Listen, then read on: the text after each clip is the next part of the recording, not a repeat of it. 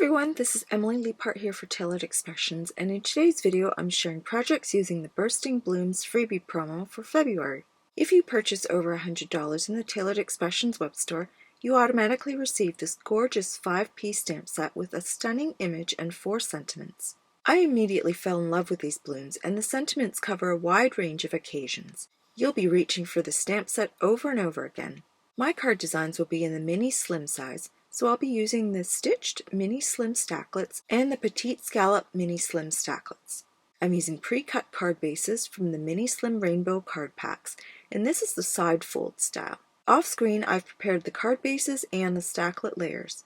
This is the Granny Smith card base, Lavender Glaze scallop layer, and sugar cube stitched layer. I have used the largest dies in each of those layering sets, but you'll see that I've die cut the center of the lavender layer using the second size of the stitched stacklets. I do this because I covet my Tailored Expressions cardstock, and shipping internationally is at a premium. No one would ever know that the centerpiece is missing, and I can use it on another project. For my second card, I'm using the Jelly Donut card base with a gold glitter scalloped layer and a sugar cube stitched layer. Again, I've cut out the center of the gold glitter layer, and this cardstock might be more valuable than the colored cardstock. Now I'm going to stamp the Bursting Blooms.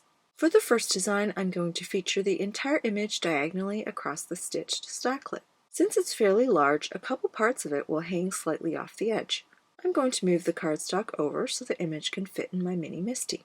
Since the cardstock is not right in the corner of the Misty, I will add some tape to make sure it doesn't move when I stamp it a second time.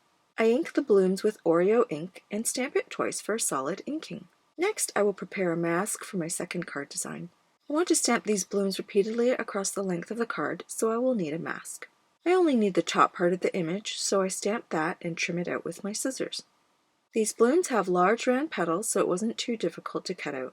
The great thing about creating a mask like this is it can be saved for future use.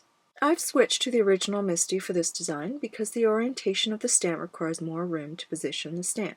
Again, I use tape to hold the cardstock in place and stamp the image one by one, starting from the left side of the panel.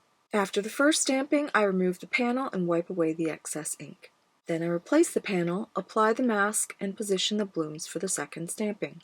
Between each inking, there's wiping and repositioning of the panel, mask, and stamp itself. When the images are ready, I decide which design will go on which background, and then I will color them accordingly.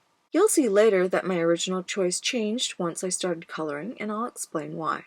For this design, I'm going to use the sentiment that reads, "Just a note," in the area with the most white space. For my second design, I think about using the sentiment that says, "Hello, friend," again in the largest white space. However, looking at the orientation and cluster of my blooms, another idea pops into my head, and this shows the versatility of the blooms.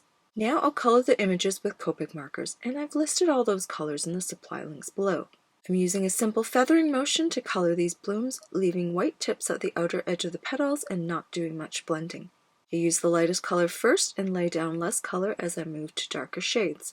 This creates natural shading and dimension. Without going back to lighter colors, this saves time. It's easy Copic coloring, so to speak, but I love the effect on the blooms.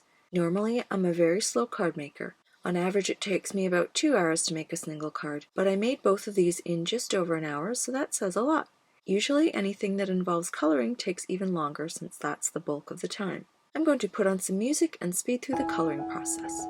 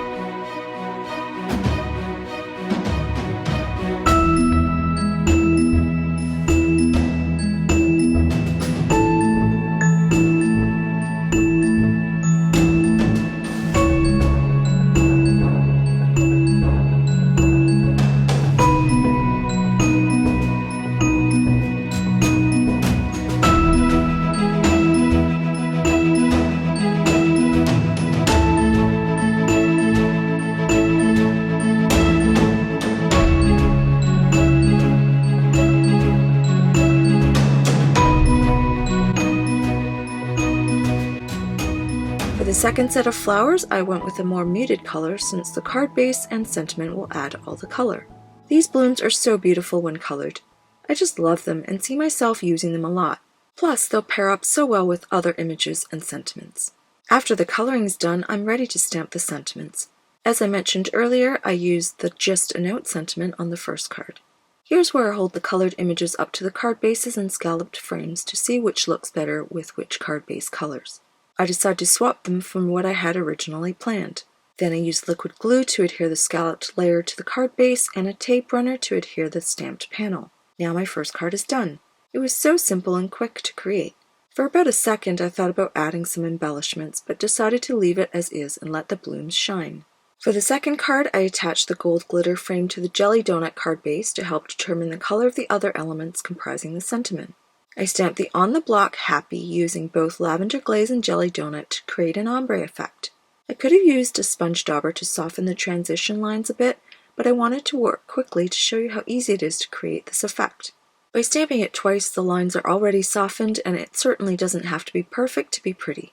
After I die cut the Happy with its coordinating die, I've also pulled the pre-stamped Easter from Building Blocks Happy Edition, which was white embossed with sugar cube ink on Oreo cardstock.